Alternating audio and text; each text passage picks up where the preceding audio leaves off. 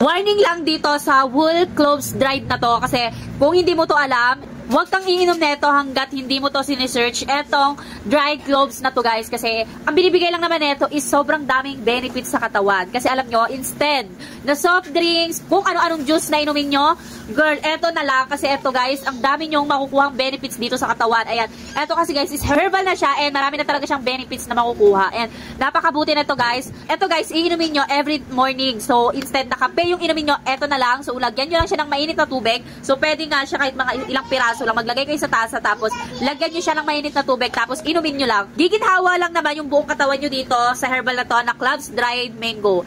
Guys, hindi kayo magsisisi dito. Promise, ang dami nyo makukuha ang benefits dito and mapapaginhawa niya talaga yung buong katawan nyo. And girl, huwag kang iinom neto kung hindi mo alam yung cloves dried na to and huwag kang iinom neto kung hindi mo pa nasi-search kasi mabibigla ka dito sa benefits na makukuha.